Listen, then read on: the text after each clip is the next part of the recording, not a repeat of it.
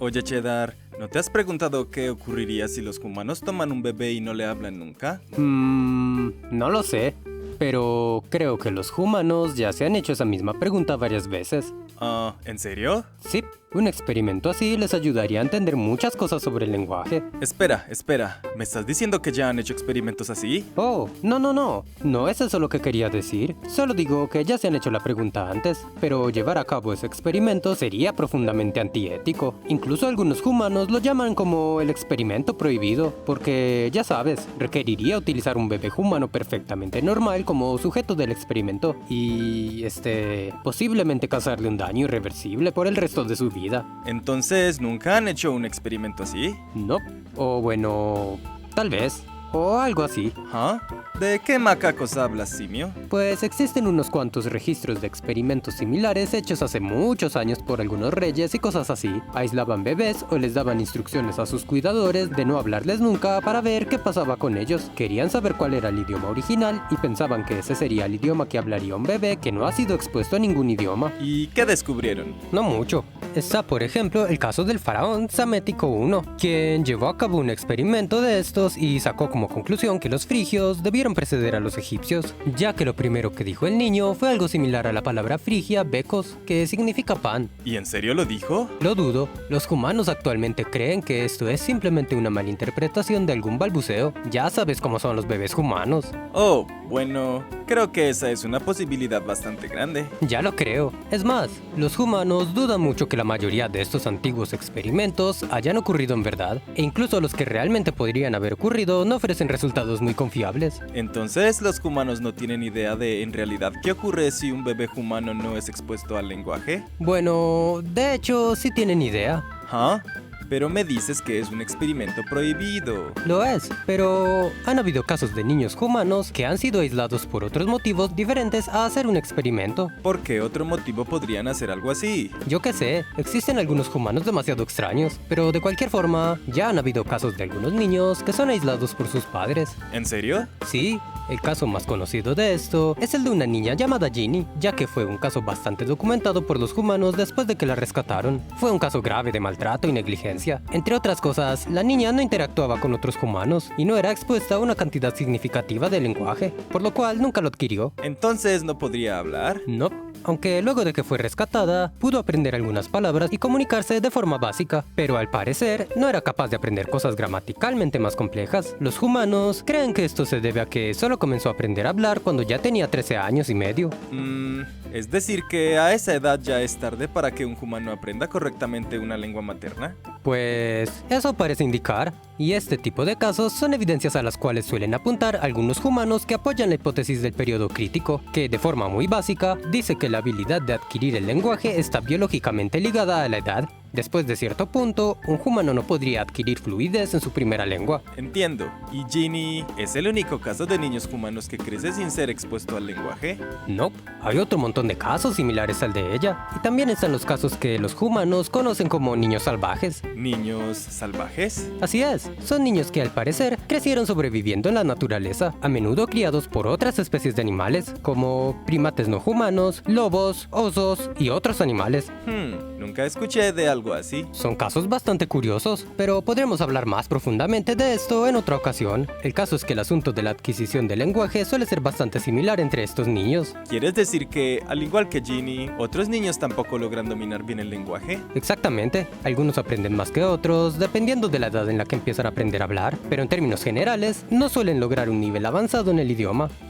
Es curioso que esto ocurra. Tenía la idea de que un niño que no es expuesto a algún idioma desarrollaría por su cuenta alguna forma básica de un idioma. Ya sabes, como aquello que mencionaste en el video de lengua de señas. Oh, sí. ¿Te refieres a las lenguas de señas caseras? Sí, eso mismo. Niños sordos que crecen aislados de la comunidad sorda y tienen padres oyentes que no saben lengua de señas. Dijiste que estos niños acaban desarrollando por sí mismos una forma básica de lengua de señas para comunicarse con sus padres y otros miembros de la familia. Sí, sin duda son casos fascinantes fascinantes. Lo son, pero no entiendo por qué estos otros niños que mencionas no acabaron desarrollando también alguna forma básica de lenguaje por su cuenta. Buena pregunta. Pienso que tal vez sea por estar sometidos a un aislamiento mucho más extremo. ¿A qué te refieres? Niños como Ginny no interactuaban casi nada con otros humanos. No se trata de que simplemente no estaban expuestos al lenguaje, tampoco tenían mucha exposición a otro tipo de interacciones con humanos. Oh, tienes razón. Mientras que en el caso de estos niños sordos que crecen aislados de la comunidad sorda, no están aislados de otras formas de interacción social con otros humanos, ¿no? Exactamente. Sí que interactúan con sus padres y pueden buscar formas alternativas de comunicarse con ellos, y esto ayuda a que, eventualmente, desarrollen formas más sofisticadas y eficientes de comunicación como una lengua de señas básica. Me pregunto entonces, ¿qué macacos ocurriría si un grupo de varios bebés fueran aislados de los adultos, pero sí se les permitiera interactuar entre ellos? Es una buena pregunta. ¿Crees que eventualmente desarrollarían también su propia forma básica de lenguaje? Pues no tengo idea si los humanos ya han hecho un experimento así. Espero que no.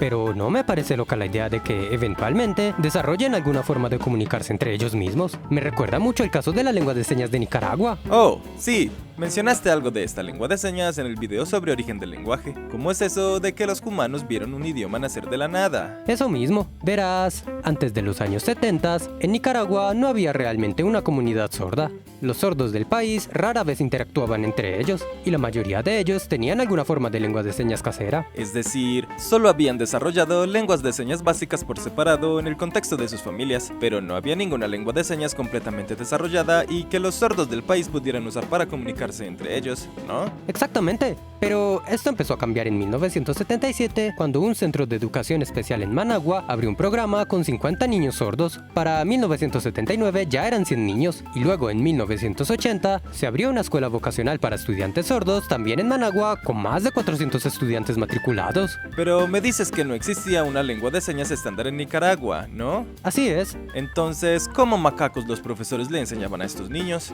Me imagino que ellos tampoco sabían ninguna lengua de señas. Pues no les enseñaban. ¿Qué? Digo, sí que lo intentaban, pero no lo lograban. Explícate, simio. Verás, la forma en que los profesores intentaban enseñarle a estos niños se basaba en español hablado, en enseñarles a leer los labios y a deletrearles cosas con el alfabeto manual. No soy experto en el tema, pero me parece que no suena como un método muy efectivo. Tienes razón, y en efecto, estos esfuerzos fracasaron. Los profesores y los estudiantes no se entendían una mazorca. Los estudiantes no lograban aprender el concepto de palabra. Y digo, si no entiendes qué macacos es una palabra en el idioma español, difícilmente entenderás toda una clase basada en torno al español. Creo que aquellos profesores debieron sentirse bastante frustrados. Y que lo digas. Pero de cualquier forma, la existencia de estas escuelas creó un terreno fértil para el nacimiento de un nuevo idioma, la lengua de señas nicaragüense. Fueron los mismos estudiantes quienes crearon este idioma, ¿no? Así es. El hecho de que ya estuvieran conviviendo con otros humanos sordos en el patio de la escuela, en el bus escolar y esas cosas, significó una gran oportunidad para desarrollar formas de comunicarse entre ellos. Y considerando que cada uno de ellos ya tenían alguna forma de lengua de señas caseras en el entorno familiar, parece que ya tenían un buen punto de partida. Exactamente. Los estudiantes comenzaron a compartir entre ellos símbolos que ya usaban en sus propias casas, y así desarrollaron un idioma similar a un pidgin. Los pidgins son idiomas básicos que nacen al combinar elementos de distintos idiomas cuando dos o más grupos de humanos con sus propios idiomas conviven a largo plazo en un mismo territorio. Necesitan comunicarse entre sí y no tienen ningún idioma en común. Ya hicimos todo un video hablando de este tema. Exactamente, basados en las formas previas de comunicación que cada estudiante ya tenía, desarrollaron un idioma básico con el cual podían comunicarse entre ellos mismos sin problemas. Los profesores seguían sin entender nada, pero los estudiantes ya no tenían ningún problema para entenderse entre ellos mismos. Estos pobres profesores fracasaron tan monumentalmente intentando enseñarle a los alumnos que los mismos alumnos terminaron enseñándose a sí mismos cómo comunicarse entre ellos. Es verdad, los profesores no eran conscientes del nacimiento de este nuevo idioma, y en medio de su desconcierto resolvieron solicitar ayuda externa. Así que en 1986 el Ministerio de Educación de Nicaragua contactó a una lingüista enfocada en lengua de señas estadounidense llamada Judy Kegel, quien empezó a analizar este nuevo idioma desarrollado por los estudiantes sordos. ¿Y qué descubrió? Descubrió que los estudiantes más pequeños tomaron aquel joven y básico idioma similar a un pidgin que los estudiantes más grandes habían desarrollado y lo llevaron a un nuevo nivel de complejidad. Ya tenía otro montón de características propias de un idioma más desarrollado, como por ejemplo concordancia verbal y otras cosas gramaticales con nombres raros. Oh, sí.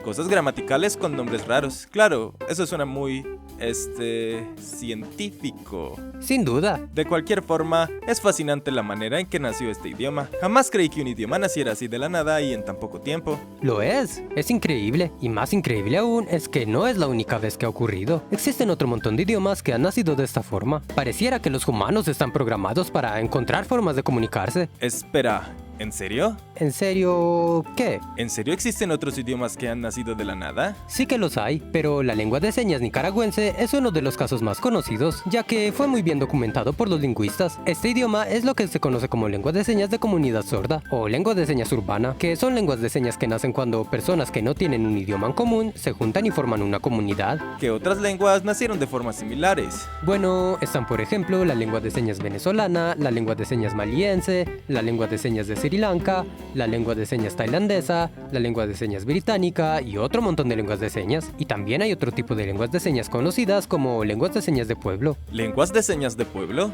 ¿Qué tienen de diferente? Estas surgen en pequeñas comunidades relativamente aisladas en donde hay cierto número de personas sordas. Estas lenguas de señas suelen ser habladas... ¿Habladas? ¿Señaladas? Estas lenguas de señas suelen ser usadas también por buena parte de las personas oyentes dentro de la comunidad. Las señas dentro de estos idiomas a menudo se apoyan bastante en los diferentes gestos y movimientos que las personas oyentes de dicha comunidad suelen hacer. Algunos ejemplos de este tipo de lengua de señas son la lengua de señas de la isla de Providencia en Colombia, la lengua de señas yucateca en México y Guatemala, o la lengua de señas conilla en Japón, entre otras. Vaya, no tenía idea que existían tantos idiomas así. Los humanos no dejan de sorprender. Y que lo digas. Pero, ¿que todos los idiomas que han nacido así son lenguas de señas? ¿No hay idiomas hablados que también hayan nacido así? Bueno, lo que ocurre es que, debido a la misma naturaleza de las lenguas de señas, es mucho más probable que surjan de esta manera. Es más fácil que casos como el de la lengua de señas nicaragüense ocurra con humanos sordos que con humanos oyentes.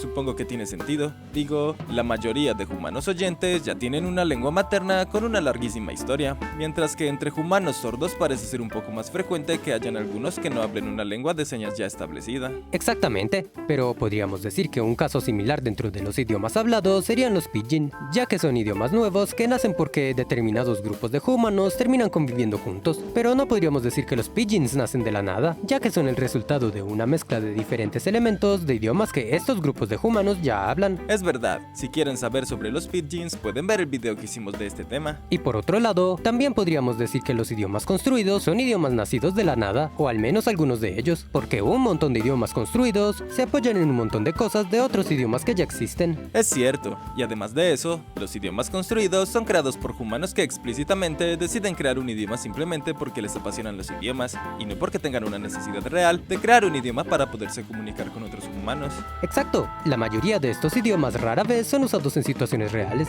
Ya sabes, situaciones donde es necesario para entenderse con otro humano. Creo que el idioma construido que se acerca más a ser útil en este sentido es el esperanto, y aún así, su uso se limita a contextos muy específicos. Tienes razón. De cualquier forma, es fascinante ver las diferentes formas en que los humanos han creado idiomas nuevos en diferentes contextos, independientemente de que sea intencional o no. Sin duda, ya conoces el dicho, si la vida te da limones, crea un idioma. ¿Qué? Cheddar, eso no tiene ningún sentido. Nos vemos el próximo video.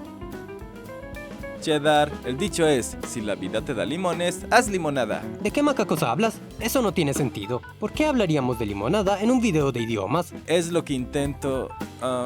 olvídalo.